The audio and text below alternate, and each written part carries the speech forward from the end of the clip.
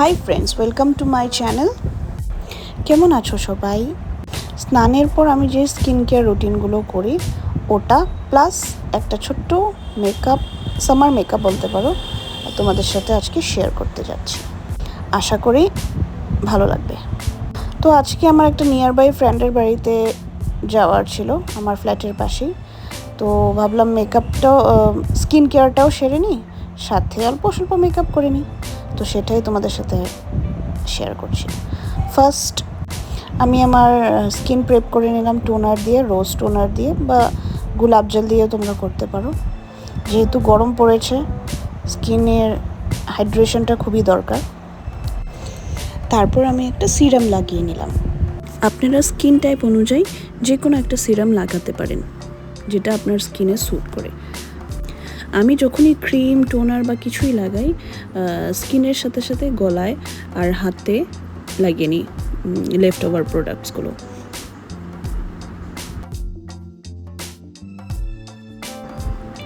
এরপর আমি সানস্ক্রিন লাগিয়ে নিলাম, যেটা ভেরি এসেনশিয়াল, ঠান্ডা হোক কি গরম হোক।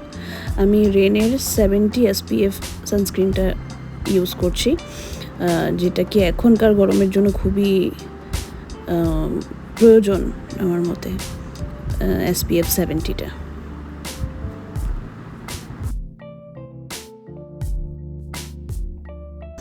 আগে মানে যখন ছোট ছিলাম, খুবই ছোট নয়, তখন ধরো কলেজে আমি পড়ি, তখন আমি সানস্ক্রিনের ব্যবহারটা জানতামও না আর ইউজও করতাম না, ঘেমে যায় বলে। আর এত কিছু জানতামও না স্কিনের ব্যাপারে, তাই কি করতাম, সানস্ক্রিনটা স্কিপই করে যেতাম। তাই কি হয়েছে, আমার মুখে ছোট ছোট সানবার্ন হয়ে গেছিলো, যেটা এখনও প্রপারলি যায়নি। কিন্তু তারপর থেকে যখন আমি সানস্ক্রিনের ব্যবহারটা বুঝলাম, এটার বেনিফিটসগুলো বুঝলাম, তখন থেকে আমি সানস্ক্রিন ব্যবহার করি। এরপরে আমার আর কোনো সানবার্ন হয়নি। এগেইন সানস্ক্রিনটাও আমি গলায়, হাতে টাতে লাগিয়ে নিলাম।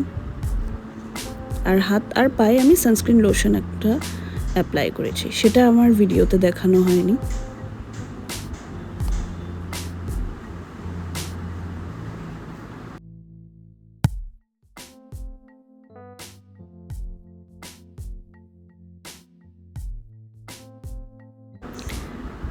এরপর ঠোঁটটাই বা কেন বাদ যাবে, আমি একটা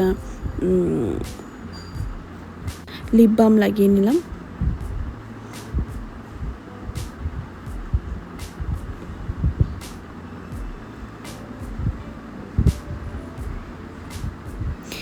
এরপর আমি স্কিনটাকে পাউডার প্রেপ করে নিচ্ছি। তো আমি এখানটায় 925 কম্প্যাক্টটা ইউজ করছি। আপনারা যে কোনো পাউডার, সানস্ক্রিন পাউডারও ইউজ করতে পারেন, বা যে কোনো বানানা পাউডার বলো, লুজ পাউডার ইউজ করতে পারেন। তারপর আমি ওগুলোকে সেট করে দিলাম পাউডারটা।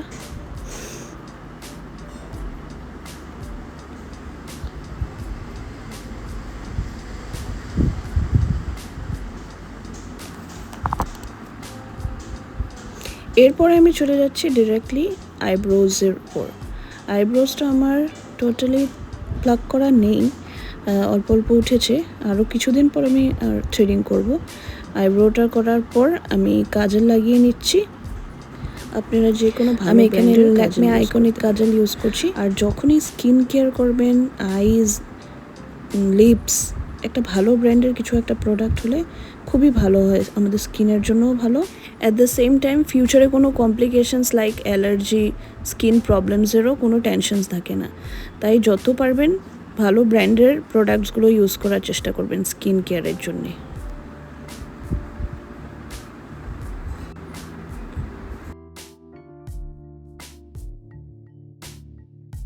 আমি আর এক্সট্রা করে আই লাইনার লাগাইনি, তাই সেই কাজলটা দিয়ে আমি একটু স্মাচ করে দিচ্ছি, আইলাইনারের মতো উপরেও পরে নিচ্ছি আর কি, সেই কাজলটা দিয়েই, যাতে আর এক্সট্রা করে আইলাইনার লাগাতে না লাগে, সেটা দিয়ে হয়ে যায়। আর খুব স্মুথলি হয়েও যাচ্ছিল। সচরাচর আমি যখন আইলাইনার পেন্সিল দিয়ে লাগাই, এইসব কাজল দিয়ে লাগাই, তখন কি হয়, টেক্সচারটা তো খুব স্মুথ থাকে, আর কোথাও ভালো মানে পার্টি ইভেন্টসে যাওয়ার আগে আমি স্মাচ করে দিই, তখন কি হয় চোখটা স্মোকিয়া ইফেক্ট দেখায়।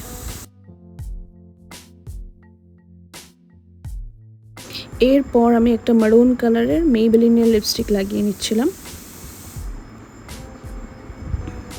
তারপর আসলো আমার হেয়ার ওই দিন আমি শ্যাম্পু করেছিলাম, তো এরপর আমি ওয়েট হেয়ার একটা সিরাম লাগিয়ে নিচ্ছি।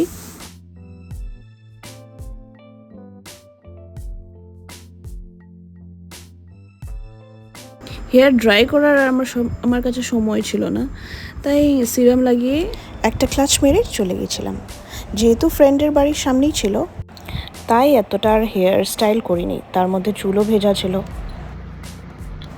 এরপর চুলটা একটু ক্লাচ করে আমি সিঁদুর পরে নিলাম। শুনেছি নাকি খোলা চুলে সিঁদুর পরতে নেই, তাই চুলটাকে একটু ক্লাচ মেরে তারপর সিঁদুর পরে নিলাম। এরপর আমি একটা লিকুইড সিঁদুর দিয়ে ওই গুঁড়ো সিঁদুরটাকে ফিক্স করে দিলাম, যাতে চারিদিকটা স্প্রেড হয়ে না যায়। আপনারাও এই ট্রিকটা অ্যাপ্লাই করতে পারেন। এরপর আমি ইয়াররিংস পরে নিলাম। শ্যাম্পু করার আগে আমি ইয়াররিংসগুলো খুলে নিই, যাতে করে চুল ইয়াররিংসে না আটকায়। বাস আমি অলমোস্ট রেডি। চুলটা আমি এভাবেই ছেড়ে দিয়েছিলাম, যেহেতু ভিজা ছিল আমার চুল। লুকটা আমার কেমন লাগলো নিশ্চয়ই জানাবেন। আর আমার স্কিন কেয়ার প্রেপসগুলো যদি ভালো লেগে থাকে নিশ্চয় লাইক, শেয়ার অ্যান্ড কমেন্ট করবেন। And umbrella is must on summer days. তাহলে আজ আসি। ভিডিওটা ভালো লেগে থাকলে নিশ্চয়ই like, share, comment and subscribe করে পাশে থাকবেন। Bye bye, take care.